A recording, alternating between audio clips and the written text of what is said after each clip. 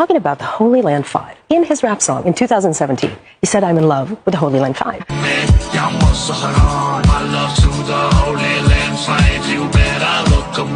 So let's explain what the Holy Land Five are. Well, I looked up the Holy Land Five, and oh boy, is it a story. The Holy Land Five was one of the largest charity organizations in the U.S. to support Palestinian emancipation. And here in the U.S., we know that's terrorism, but let's hear their stated goals: to find and implement practical solutions for human suffering through humanitarian programs that impact the lives of disadvantaged, disinherited, and displaced people suffering from man-made and natural disasters. And I am disgusted by that statement. So what exactly happened to the Holy Land Five then? The Israeli lobby and three politicians, Chuck Schumer, Eliot Spitzer, and Steve Emerson, decided to target this charity. Now, how funny. Eliot Spitzer was the Democratic governor of New York who campaigned on putting a stop to Wall Street's corruption, and then had to resign due to a prostitution scandal that they caught him with a wiretap on. He spent over $80,000 of taxpayer money on prostitutes booking hotels under the name of his hedge fund buddy, George Fox. Now, if you ask me, that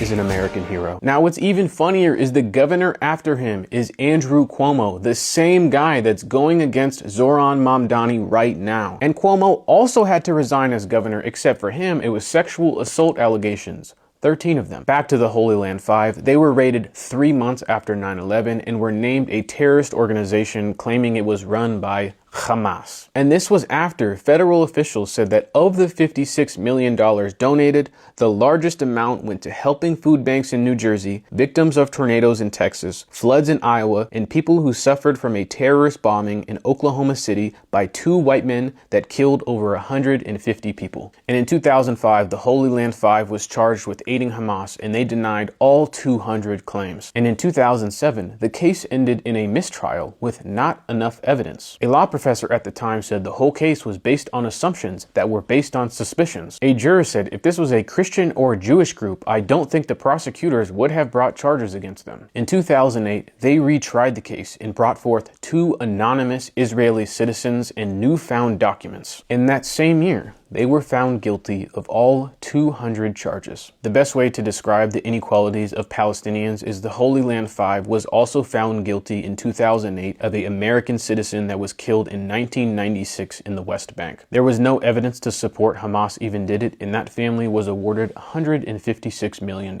This week, a child was murdered in the West Bank, a U.S. citizen by the IDF, except now he was Palestinian. Omar was shot in the neck by IDF. He received no first aid, and his body was on the ground for hours.